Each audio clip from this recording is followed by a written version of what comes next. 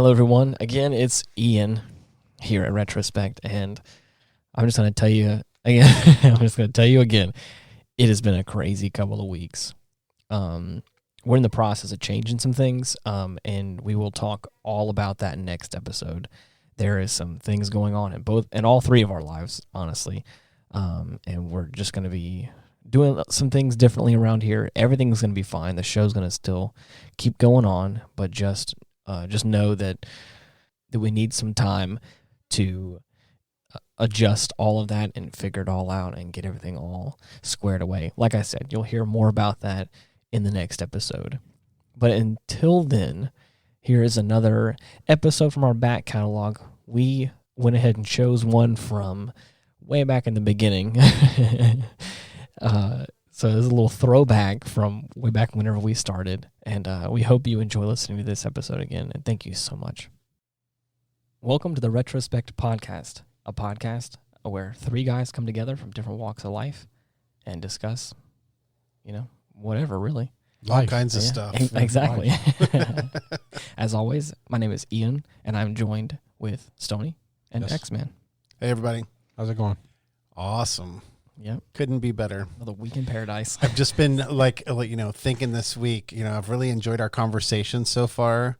The ones about aliens was a total blast, but you never know what you're going to walk into when you walk into the studio. So I'm kind of like, I'm always a little excited when I drive up because I'm like, what are we about to get into? So, Well, I'm pretty excited about our little studio here, and this is a really nice place, and I'd kind of like to know which one of us is going to blow the bathroom up first. I don't know, but what kills me is what a diva you've become once you get in here. Yeah. I mean, I am the most anti-diva person on the planet. You just asked for a windscreen for your microphone, right. No, I said, do we need a windscreen? It was more like, I want a windscreen. Do we need one? Yeah. He asked for ice water with 3 ice cubes in it. Oh, yeah, I'm sure. Did they have to be cut on the diagonal? Oh, right. No. Wow. Perfect cubes. Trust me. I'm kidding. Obviously. Actually, I want the little balls for the whiskey. That right. You put in I can make it happen. We're only like 4 episodes in, and he's not lying. He really can't. But anyways, I have something very interesting that I want to talk about this week. I had this idea, and I couldn't quite put it in, articulate it into the right words, and I couldn't think of it.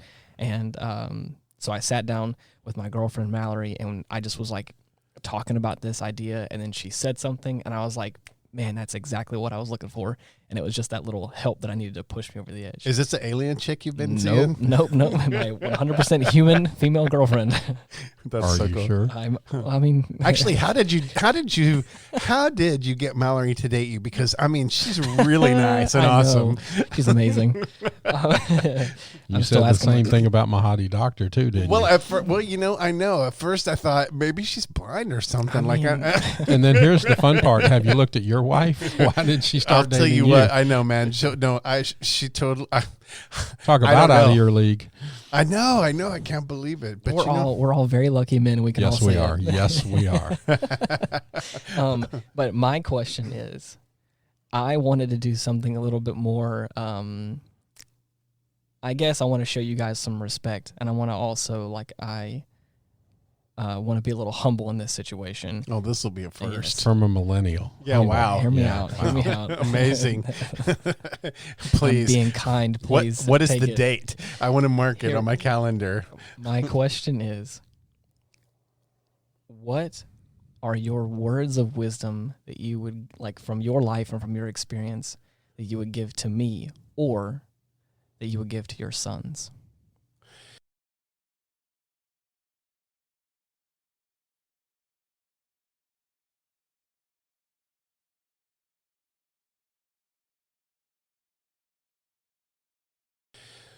Wow. What are words of wisdom from my life that I would give to either you or... Now, is that you as in Ian or you as in the millennial generation? Just me.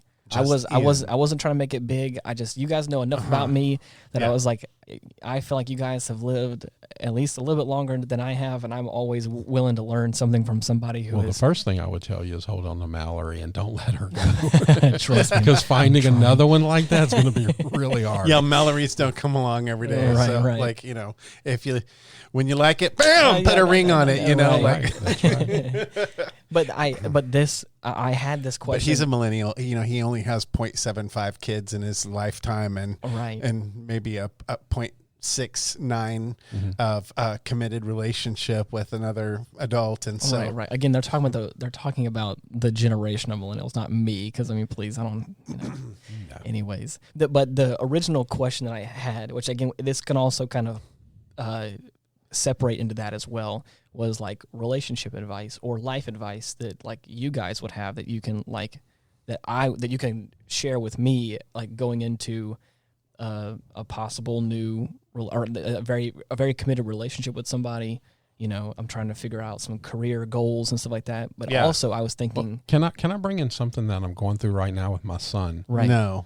Okay. I'm totally kidding. And again, that's You the thing may. is You you totally guys may. you guys also have kids that are around the same age range too, and I know that they are not. I'm almost twice as old as they are, but it's like, but also for them is like I wanted you guys to think of something that like you can Here's something I like to talk about. Why is Stoney and the generation behind me with kids the same age as mine? That's infuriating. Because I found a hottie doctor. I Or swear. let me put it like this: God sent a hottie Right, doctor right. to my life. Yeah, no, How I about mean, that? there must be something about, right. there's something interesting about this going on. But I tell you what, What is it like to Common Core math? Is that what it is? Jerry is 65. His girlfriend is 24. How much money does Jerry have? That's Common Core math, right? Yeah, right. Well, let me just tell you, hang on to her too.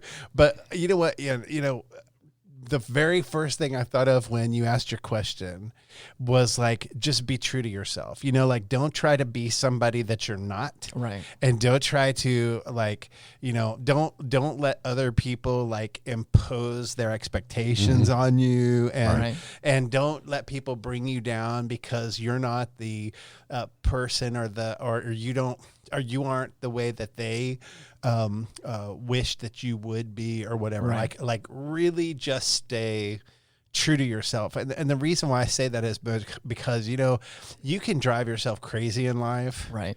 Trying to like live up to expectations from outside people, Yeah. Like just live in your own giftedness and just celebrate for like how you're made and who you're made to be. Whatever the characteristics that you perceive in yourself, be glad that you have those and just recognize that you don't have to be everything to everybody.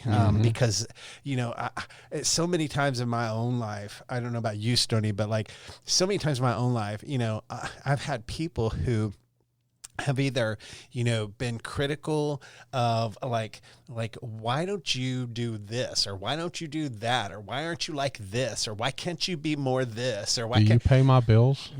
Yeah, exactly. If you don't pay my bills, you Right. don't have a dog in this hunt. Yeah, I know. And that's kind of what I like about our little podcast here that we're working on is we're authentic. We've always been really from day one authentic with each other, and I think that would be for me to tell you that. I agree with X-Man there. Just be who you are. But then I have to go a step further on that. And like with my son right now, y'all's generation sucks. Okay. Tell us what you really think. I'm going to be honest. Y'all are sheep. Y'all are being led. And if I could really give you some advice, I would do the same thing that I'm doing with Magnus. Become a lion. Study what a lion does. Right. God identified with two animals in the Bible, the eagle and the lion. And they have attributes that I try to aspire to. Because if that's what God wants me to be, then that's where I need to learn my lessons from. And right now, your generation has no lions. And the lion is really going to be important for the next generation. So study the lion. Find out why it's not the biggest animal, the smartest animal, but it's still the king. Right. And that's what I try to get Magnus to do. It was kind of really funny that right before I started hanging out with Mahadi Doctor, she bought this huge, big lion picture and put it in his room. And it was just a really nice picture. Right. And then as we're going through our process of trying to, become a close-knit family unit, I started teaching him about the lion and watching videos and motivational videos. And then all of a sudden I pointed to that lion right there and I says, that's what I see when I see you. Yeah. That's who you can be if it's your choice. But you have to want to be that. Yeah, I'm going to say yes to this too, because I tell you what, there's a book that I forgot what the guy's name is, John something. Anyway, he wrote a book called Wild at Heart. And it talks about kind of like that. I mean, just kind of celebrate the fact that, you do have permission in our world today to be a man. Right. And so, remember that God made you to be like adventurous, right, and yes. wired into you that desire to want to go out there. And I'll tell you when that played out for me was when I met my wife. I did more. The reason why I have my wife today, even though she is way too beautiful, and just thank God when she walked up to you, you just had to fall on your knees, didn't you? Actually, no. I mean, let me tell you what happened. She was living out in California. She was a Cali girl, and I was not. I'm in the South. And so she flew into the airport because I sent her an airline ticket. We met on the internet, and we had been. So anyway, but she came into the airport. And so she came out of baggage, and there was that nervousness of that first time you're gonna meet. But we had already talked for months. We were already telling each other we loved each other because we had bore our souls over the telephone, and we had talked for hours and hours and hours. So she gets off of the or gets into the baggage claim area, and when she does, that lion that you're talking about, there was something in me, a voice, and I don't know if it was my mom or what, but there was something like telling me just go for it, like don't play around here. This is the girl that you want. You know it. You've been talking to her. You love her. Right. So just nail it. So I grabbed her before. This is the first time we've had any physical contact ever. Right. And I bit her in that baggage claim, and I planted a Richard Gere kind of kiss on her. And let me tell you what, I popped up. And from dipping her down and doing that, and the people in the baggage claim were looking around like, dang, what is happening? And then all of a sudden, I collected her bag, and we got in the car, and she was silent. All she could do is look straight forward in the car, like she didn't even know what hit her, man. Because I pounced on that thing, like, well, yeah. Wow. And so, and it was over. I mean, that's awesome. That's also very encouraging because the reason why I've been thinking about this as well. I have something I could say right now. Please don't. Please don't. No, really don't. Please. I'm not going to be that authentic today. Right, exactly, yeah. But the reason why I've been thinking about this too was like I have people in my life that have been asking for advice in scenarios like that, but also I have the opportunity, like I have the opportunity with specifically X-Man's son. Like he's been I have the opportunity to kind of bring him along, to teach him something that he's really interested in when it comes to technology and computers and camera stuff. And I get to see him every week, and he's asking all these great questions. And then I've had this sensation before where it's like I have a young person here who is engaged, who is also like he's 11, is that right? He's 10. He's 10. He's still in that age range where like. He's conscious. Yeah. He's making decisions. He's developing a personality, and so for me to be here and to like, I'm like, I don't want to say mold. I'm helping mold who like his. You're leaving an imprint on him, right? And it's like, and it's cool. Like I said, I've had that scenario before in the past, but it's like refreshing it in me again. Like I'm also learning more stuff about what I've been doing for over a year now, and so it's cool to see a different perspective. And also to have a different energy, like an actual like energy level where he's obviously a 10-year-old boy running around like a 10-year-old boy does. So it's like, it's just interesting this whole, where it's like I had this opportunity to like really instill some like some interesting things and teach them something, and it's really cool. And that's why I was like, I'm also in this point too where I'm like, where else can I also you want to like receive it? Right, well, right, yeah. It's like what else can I? I remember when I started dating Hottie Doctor.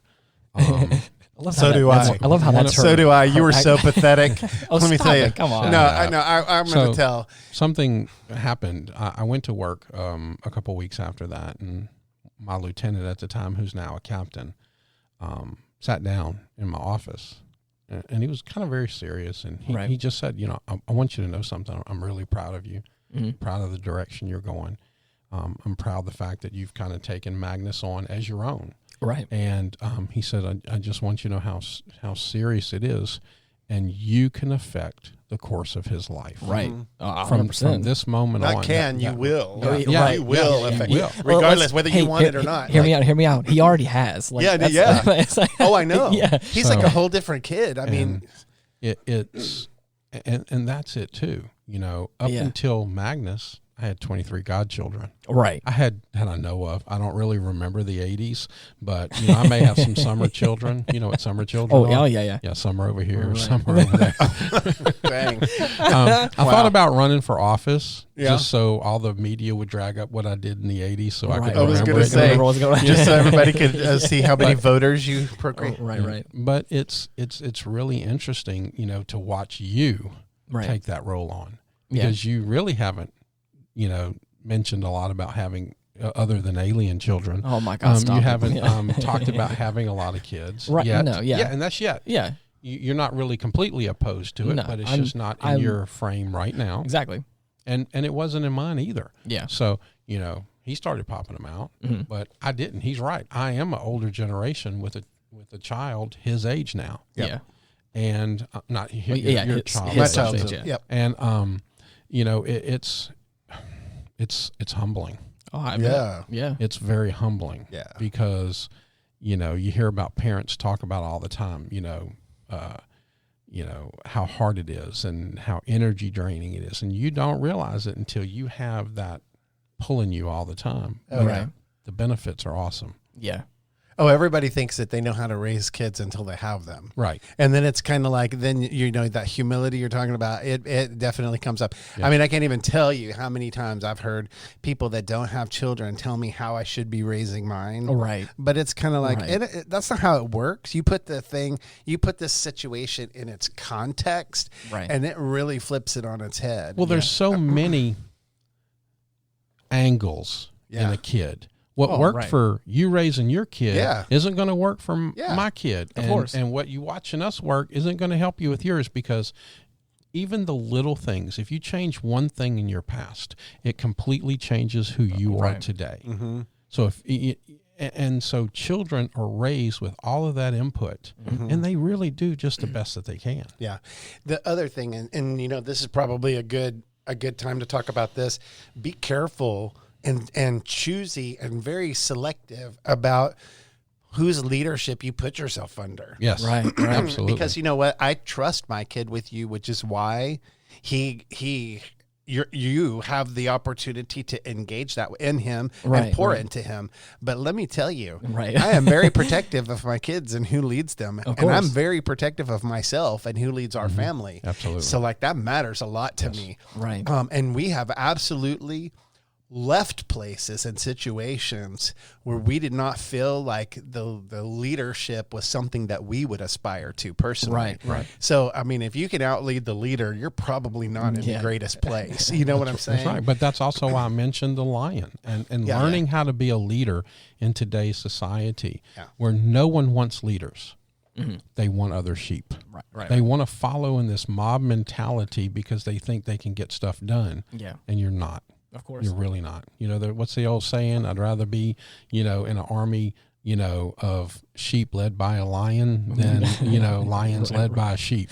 Right. Exactly. You're going to lose that war every single time. Yeah. The only thing is I know people in my life specifically who are very entitled.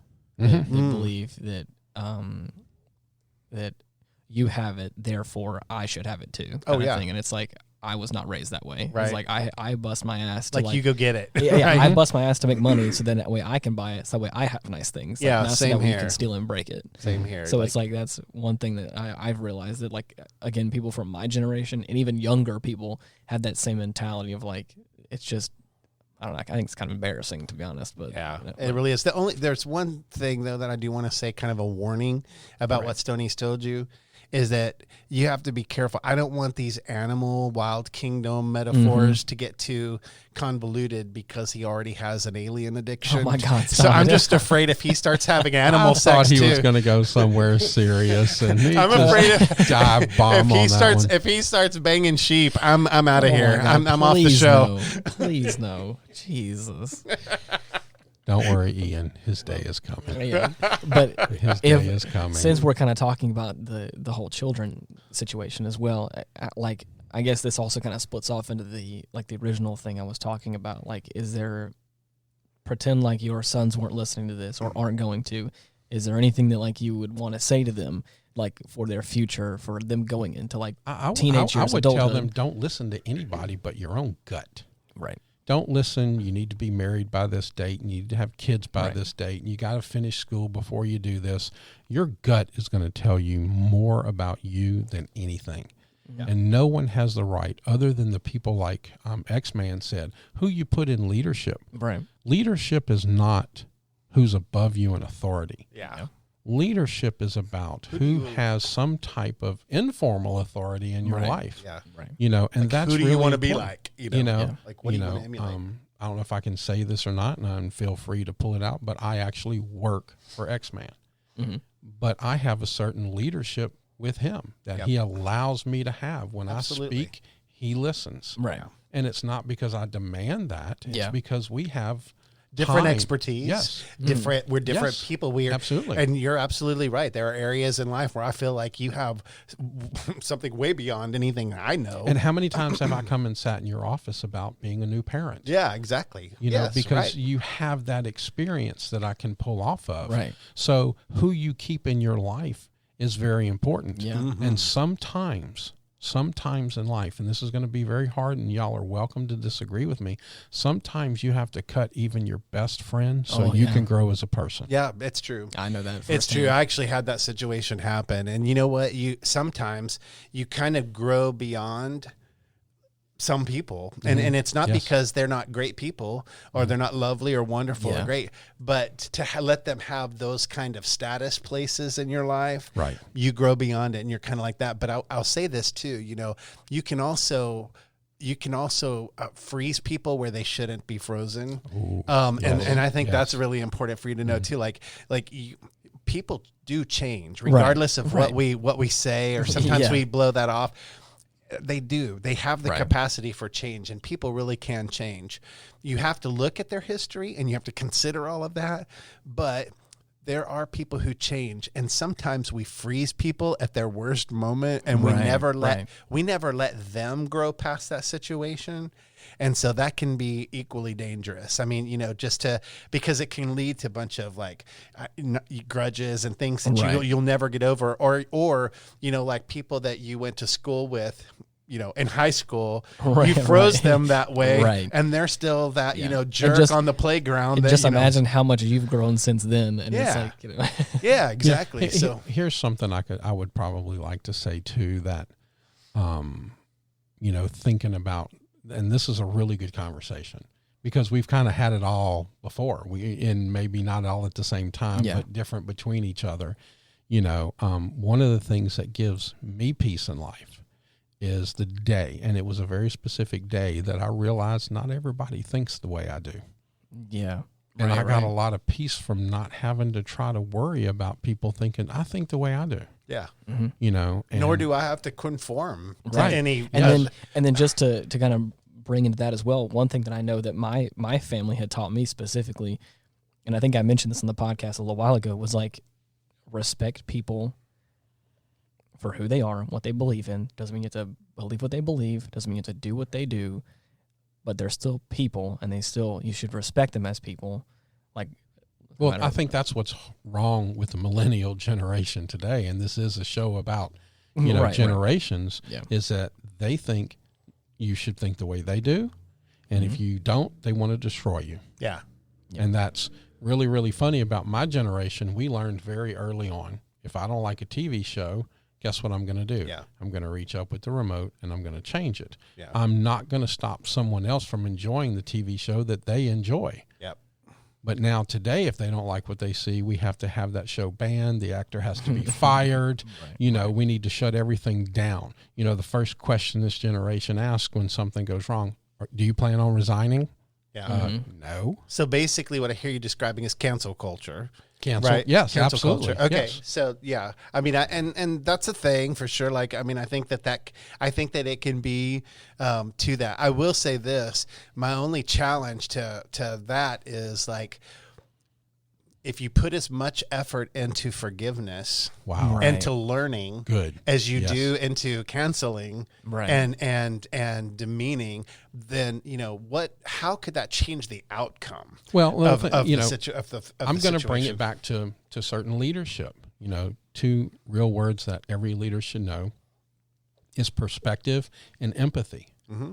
Okay, so as you're growing in your life, my kid, or you said even giving you advice, as you're growing in life, practice those two things. Mm-hmm. Perspective. Doesn't always have to be your perspective. Exactly. But if you have empathy, maybe you could look at perspective in a couple of different ways and see why that person is acting the way they are. Right. Why is that person hanging their head? If you're working with somebody and all of a sudden their projects aren't meeting their deadlines or something, or your friends aren't coming around as much as they call. Well, however you want to quantify, the equation you're looking at. Yeah. What's wrong with them? Yeah. Do they need some help? Do they just need a kind word? Of course. If we can be anything in this life that we choose to be, why can't we choose to be kind? Exactly. Yeah, and the other thing is, I like to keep it simple, in life a little bit, and keep it simple. Keep it simple, stupid. Yeah, right. And I can totally be stupid. I'll own that. I mean, you both know that. But here's the deal. Lord, do we? Shut up, Stoney. Anyway, but here's the deal. Like, you absolutely have power, right, with just very simple things like 2 words, I'm sorry. Right. Or right. 3 words, I forgive you. Yeah. Or I love you. Like, those are powerful, powerful words that are simple words and we hear them a lot. But if you mean them, and that can really diffuse a situation so fast, and it can really lead you to growth, in your life. And I think those are, keeping those very simple things in your mind of like, what if I applied that simple thing onto this complicated situation? Right. How will it change it? And I think those are important things. I really think that, my biggest beef maybe with the millennials, Ian, is just the unforgiveness. Yes. I really believe it's a very unforgiving generation. Okay, I don't want to get too in the weeds with that, with like my own personal life and stuff like that. Yeah. I have had situations in my life that are very much like that, they don't want to forgive. Yeah. And it's not me, but it's people that are very close to me. But you have to remember, on this show, you're their representation. I know. But I'm not even talking about my generation. Right. The bad luck. There's other generations as well that I'm talking about in this scenario. But I have always been, especially when it comes to friendships, relationships, anything like that, is let's just talk. Let's talk it out. Mm-hmm. Let's have a conversation. Let's sit down and be civilized adults. Mm-hmm. And like you said, have empathy. Just try to look at it from a different perspective. Or like you said before, just try to admit that you were wrong. I have an interesting saying that I've had, I don't know, probably 20 years, but I think it kind of applies here. If you're not a liberal when you're 18, it proves you have no heart. If you're not a conservative when you're 40, it proves you have no brain. Gosh, Tony, you're just wrong. And I kind of get how the millennial generation is. You have to think about, how were they raised? So much instant gratification. I'm not so sure that they're completely entitled as maybe just impatient. Right. And I think that's one of the ways we have to look at things. And that, again, is becoming perspective and empathy. Yeah. We beat up on you guys a little bit on this show. Right. But, y'all beat the shit out of us boomers on the in life. Yeah.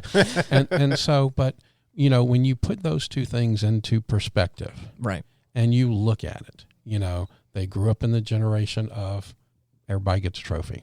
Yeah. You know, the internet. You don't have to go to the movie anymore. Instead of going, you can just pop it up on your screen here. Everything is so fast. So I think they're just impatient. Yeah. And that is a lot in what you're talking about right there. Right. Just that impatience. And the big thing that, like, with many of those conversations I was having was neither side wanted to admit they were wrong. And I'm not saying that you need to admit you're wrong, but that's where I think, like, the first step needs to come in is, like, or at least for the discussions that I was having with certain people, is like, let me just entertain the idea of maybe I'm not the one who's right in this situation.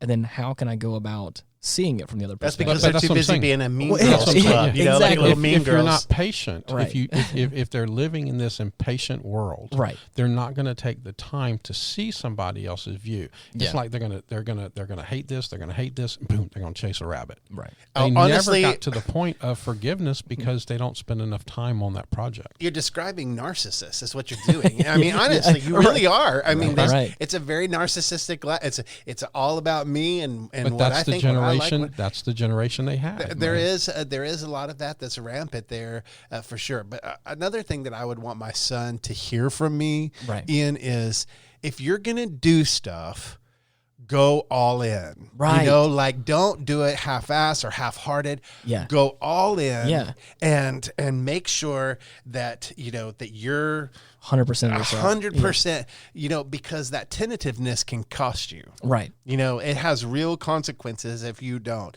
At least if you go all in and you fail, that's okay. Right. And that's the other thing. It is okay to fail. It's That totally is part of success, and it's part of health, and it's part of, you're supposed to fail. And so even I haven't gotten to where I am right now without having some pretty bad pitfalls and failures, I would think, right? Like, for me at least. So it's like, but definitely just go all in, go for it. You know, like don't do this whole tentative thing. You know, when you hear somebody do something tentative, if they're speaking and they're tentative with how they're speaking, it gives you that unease. Yeah. You know, you feel uncomfortable. Yeah. I mean, just think about what that's setting you up for. Mm-hmm. You know, if you're being tentative about how you approach life and how you accomplish things and do things, there's uneasiness to it. Right. And people they're feeling that, whether they outright see it or notice.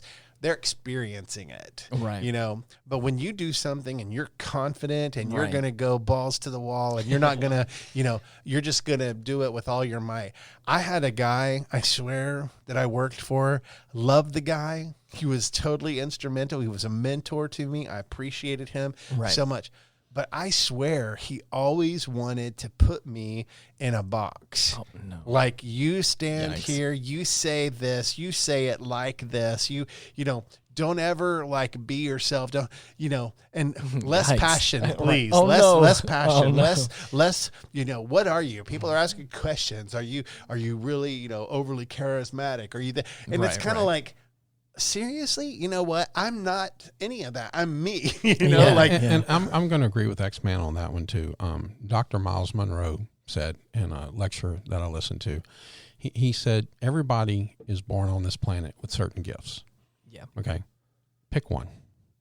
Don't spread it out. Pick one and give it everything you got, and follow that gift. And then your responsibility is to share that gift with the world. But don't look at somebody else and go, ooh, I really like their gift. I want to do that. You're going to fail every time. Mm-hmm. Not everybody can sing like Beyonce. Right. Not everybody can play golf like Tiger Woods. But if you can, do it. Absolutely. Do it. And then follow that, like X-Man said, give it 100%. Oh, yeah. Because if you don't, and you fail, you're always going to regret it. We're going to have regret. It's going to be like standing when the day you die. I feel like you're going to have all of these regrets standing at your bed, wondering. Yeah. So do you have regrets, Ian? No, not really. I like. You feel like you've done the things that you really wanted to. What I was going to say with what he was talking about was I'm a very creative person. I do a lot of stuff with music. I do a lot of stuff with camera work, videography, photography stuff, and I've always had a creative aspect to me. My mom really was encouraging with that kind of stuff, and was just like, whatever you want to do, whatever you feel like. You've been creative since you were a little kid. Since I've known right. you've been highly creative. And so that's the thing is like for me, a big struggle for myself was like, how do I, as a creative person, I enjoy doing these things. I enjoy doing stuff like even like this. Just for instance, this podcast being what it is, it's like this is another just like avenue of my creativity that's coming into some other way of me being able to make something and make it be something that I want it to be. You know. That means he's going to start controlling us. No, but I do like think he it's doesn't already. Yeah. like it's another avenue of my art though. It's like I have art in so many different ways that can be encompassing in many different things. But like, how do I then do that, but then also make a career or make a life for myself? Or but that's the point. Give it everything. Don't worry about those things. Exactly. Give it 100% and trust that it's going to fall into place. And that's what I'm saying, is that there has been numerous times where I have had days or moments at really low spots where it's like, how am I going to support a family? How am I going to...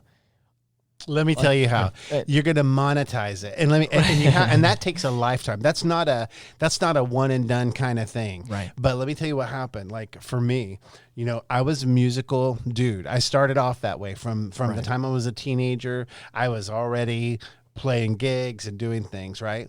So I used that always to at least do like part-time hustle. Right. You know? And so the other thing is that then anything else that I did around that, I still had that to fall back on. Mm-hmm. When I decided that I was fed up with my career and done, and I was ready for a major change, I went to that musical side of myself. Yeah. And I actually got a full-time job doing it. And bam, all of a sudden I was doing the thing that I already liked and loved, and I didn't even have to think about it. I didn't have to go back to school to learn it. I didn't have to, like it was already there. Right. And then grow out of that into the new things and the new things. You're going to recreate yourselves over and over so many times in your lifetime. Exactly. And you're going to take on these different roles. Sometimes they're going to be really professional. Right. And some, not like this one. What was the guy who did the Medea movies? Tyler Perry. Yeah. Do you know the story about Tyler Perry? Have you heard what he was doing? This little play somewhere, right? And he was living in his car, literally living in his car. And he had come down and said, "This is going to be the last week." He told everybody, right? He said, "This Friday is it. You know, I'm not making it." He wrote the play, produced it, directed, had a little play, and that Friday they were going to close up shop. And T.J. Jakes walked in the door. Wow. And said, "I'll fund you for the next year." On his last day. Wow. Had told all the rest of the actors, had told everybody, "This is it. It's over." Yeah. And the man walked in and says, "I got you for a year."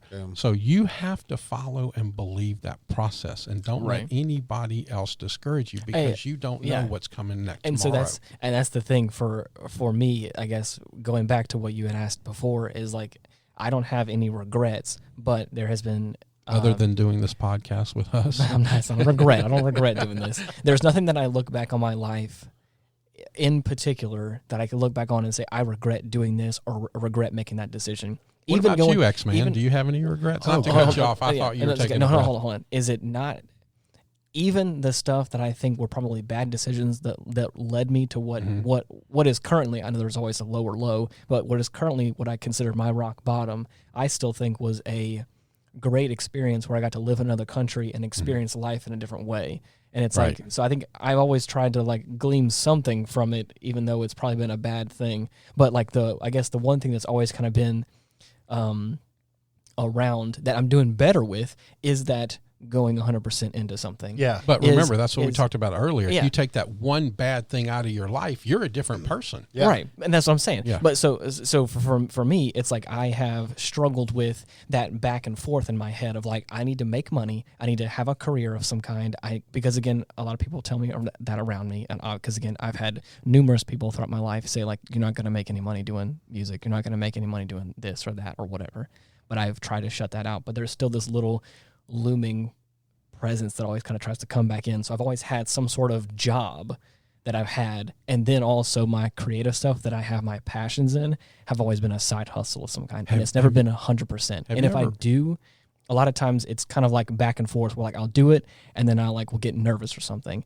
As of like this year or so, I have gone like really whole hog into like my passions and my creative side, and it's had its lows and its highs, and it's been some struggles at times, but like I feel happier now than I probably did like a couple years ago, where it was like, But those same people, have you ever noticed that people that aren't going anywhere want you to go there with them? Oh, right. Oh, yeah.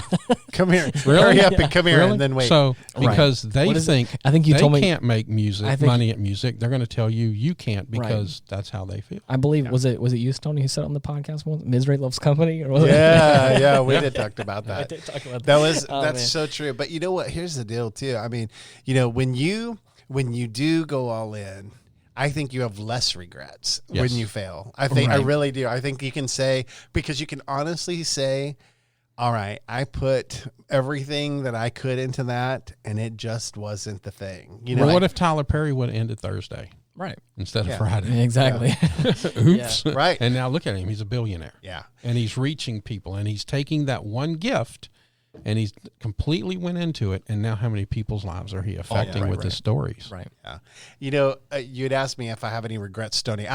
The thing is that, yeah, I mean, I do. I have regretted some of my own behavior. I've regretted some decisions that I've made in my life. I've regretted, ways that I've treated others. Of course, I mean, there are things in my life that I regret, but what I don't regret is that I've choose to move beyond those things and not have them define me. They were things that were part of me that I learned from, and I wouldn't be who I am without them. They were unique experiences that were in my life, but I had to learn that, because let me tell you what, I lived a season of beating myself up to the point where I didn't even know if I even wanted to be around anymore. I really was at that place of like, is this even worth it? I'm such a piece of crap, that I don't, but here's the deal, when you start realizing, all of that stuff is stuff that's part of who I am. It's just part of the experience of being you. Right. It doesn't define you. It doesn't mean, that's like saying if you cough today, you're sick forever. Right. Exactly. I mean, seriously, it's just not true. Yeah. Right. And so, so I think we have those times in our lives where we don't feel good about who we are or what we've done or how we're acting or that kind of thing. And so there's seasons in life that and things that I've done that I regret, but I do not regret who I am. I do not regret who I am. Yeah. And so I'm, in fact, I just kind of give a lot of thanks to God, because I feel like I've been brought through a lot, a lot of stuff that that might take anyone else who wasn't me completely down. Yeah. So I feel strong in that sense, to be able to get through that stuff. How about you? Do you have regrets? Wow. Like you, I've done some crazy stuff. Yeah. I was in a career before that I was very comfortable with violence.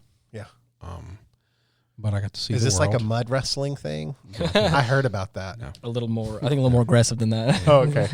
Wow. But I got to travel the world. I got to see a lot of things. I got to meet some interesting people. And it prepared me for being a parent, you know? And so, I regret some of the words I might have said, before I realized how damaging words can be. Yeah. Wow. There's probably some avenues in my life that I probably, when I really think about it, I probably regret. But I guess there's no decision that I've made that I think I've that. I think that's what I meant when I think I really said that initially, was like life decisions where I have consciously thought I'm going to do either this job or this thing or move to this place or do this thing. I never regretted any of it, even though some of them have been really bad decisions. But I think that's what I think I was meaning. There's probably avenues in my life where I have said some things to people where I was like, ooh. I think now looking back at it, sometimes when people were the harshest to me, it gave me drive. And so I have to wonder sometimes if I was harsh with somebody, maybe it gave them the same drive that it gave me. I'm not using that as a rationalization or as an excuse. Yeah. But I had a choice, and I made the better choices. Now I'm in a really good place in my life. I work for an elite group of leaders. I have a great second job as a director of security for an amazing congregation church. I have this amazing little podcast with two awesome friends that we are completely authentic with. Right. And I think that's what I enjoy about it. We don't have a pretense. We don't have anything that we're not hiding from each other. We're out here. We're open for everybody to see what we really are and what we really say. And hopefully that'll take off, and Wolf over here can get his monetization, Yeah, let's monetize this kid. I'm tired of carrying him. Oh, come on, you guys. No, I think too, the other thing that I want to say about all of that is just that when when you're at your lowest and you're going through those times where life sucks and you're hating yourself within it and all that, those are the opportunities for the most growth to take place. I mean, because it really is nowhere but up from there, like just being able to stand up in that situation and go, okay, I've got one more in me. I'm going to do another day of this. And like I said, we're kind of getting to the end of the podcast here. But so I won't go into the whole, what? Why? Oh no, we're not. I mean, it's not. Who said? We're pretty because Ian says we're on a timer. There he goes with that control thing. I know it's we can't. Is your hand on the button, Ian? No, I mean it could be. No, but click bye. Do you have a date with an alien? No, jeez, guys. You're gonna pounce on a cat tonight, aren't you? What were you gonna say, Ian? Come on, you know that we've got time on the time is money here. I know. You're making it really hard for me to focus, but to continue with what you were saying is like, yes, there's a point whenever you're like, for me, in so many words, is like after I got like pushed down and then kicked while I was down, and then like all my money was taken. At that point, it's like, okay, well, like you said, there's nowhere but up at this point, is what it feels like. But it's also I can attest to having like the most character growth for me in that moment, whereas like I came back home and I may not have been 100% a different person, but I know it changes in my heart of hearts. It changed me a little. The only thing that counts is not the times you get knocked down. Right. The only thing that counts is the one time you get back up, brush it off. Yeah, keep going. I thought you were going to say the times that you get knocked up and I was going to die. But anyway, this has been a great podcast. I love you guys so much. Yeah. It's over. As usual, really? It's fascinating. Well, I thought we didn't have a timer on this thing. We don't. But do you have anything else you want to add? Stoney could listen to himself talk for hours. Trust me. See, I was enjoying this conversation. It is good. I'm enjoying the conversation as well. Like, and like that's the only thing. Like in addition to that I was going to say was. For me, I wasn't getting. I wasn't a pushover, but I definitely was kind of a sheep almost. Where it was like I was not one to like be assertive and like be the boss in a situation, and that I have like lived my life like that, and it's been okay. But it was after that moment where it was like I had someone that was like really taking advantage of me. And out of the kindness of my own heart was just letting them do that. And it was like after that was taken away and that trust was broken at that point. That was for me what kind of changed. And I was like, So you can't regret that incident because it did make you stronger. Exactly. But can you prove to us that you've actually changed? Like, could you roar for us right now to prove you're not a sheep? No, I'm a wolf. Come on, roar. No, I'm okay. All right, we'll howl then like a wolf. Oh. Okay, yeah, wow. That was weak. Yeah. Wow. He did a better you need to wolf work. the other day. Oh, come on now. But that's like, so there was a point in time for me where the friends that I had back home had known like an old version of me, but after I came back and I was not one to be pushed around, and I was like, no, I'm putting my foot down and I'm gonna lead the charge. See, they froze you. Like we were talking about, they froze you. Yeah, and that's the thing. And so, and I don't blame them, and I'm okay with it. And again, like I said, all those friends that kind of did that, there was a bit of harshness that for the first few months me being back. But then after, like I had said, like I apologize, I may have been a little aggressive, like coming back, because again, I just was fresh off the heels of this experience. I was like, I'm still not changing though. This is who I am now. Yeah. And then my closest of friends, my best friend, was able to look at me and say, I understand that. I was in a similar situation a few years ago, and I'm not upset that you are a better person because of it. You find out who your real friends Right. are when you set Absolutely. boundaries. Absolutely. You set a boundary, Yeah. and you're going to find out who sticks Right. around. Because your friends will stick around, but let me tell you, Yes. your foes will not. Oh, They will not exactly. they will not give you the time of day. But here's what I want to give a word of encouragement to our listeners.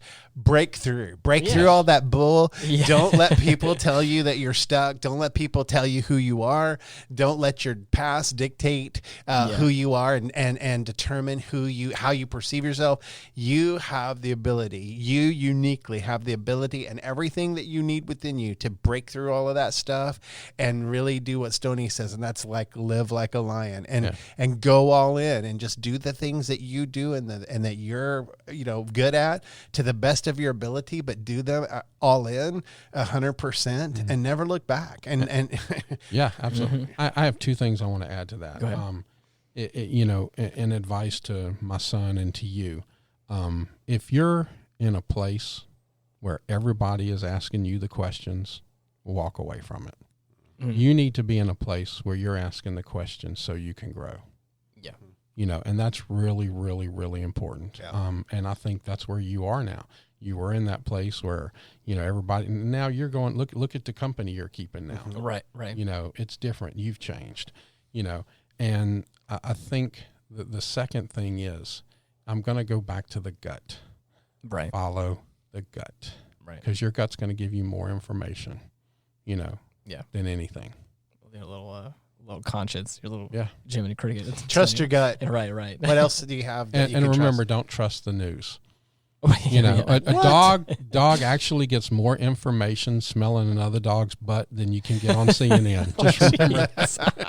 Yikes. Where did that come man. from? This guy has imparted so much wisdom today. I don't think I can take any more. Right. Fine, let's end the show then. Jeez. Fine, Ian, hit the button. Come on, no. I really I want my own Cue button. music. Yeah. I Cue want my music. own button. I will say I really enjoyed this conversation. This was a lot of fun, and I hope anybody listening out there was able to glean some advice like I was from this, because I think this is really encouraging for me. Cool. So And y'all don't forget, write in. We do try to offend at least one or two people with Yeah. every looking to offend podcast. new people. We're an Yes. equal opportunity offender. Yes. Please write in if you have any questions or comments, or So- if you have a subject you'd like to see us talk about, Yes. or listen to us talk Where could about. they find Right, us, right. Ian? Yes. You can find us on Spotify, Google Podcasts, Apple Podcasts. The big ones, we're working on some of the other smaller platforms. I say smaller, the other platforms I should say, but the three big ones were on there. We also have a website, retrospect.buzzsprout.com. You can just look up Retrospect, and it's usually on all the big platforms right now. But yeah, everyone join together and let's all get offended together, Perfect. Sounds good to me. Sounds like a lot of fun. Mhm. Until next time, bye-bye. See ya. Peace.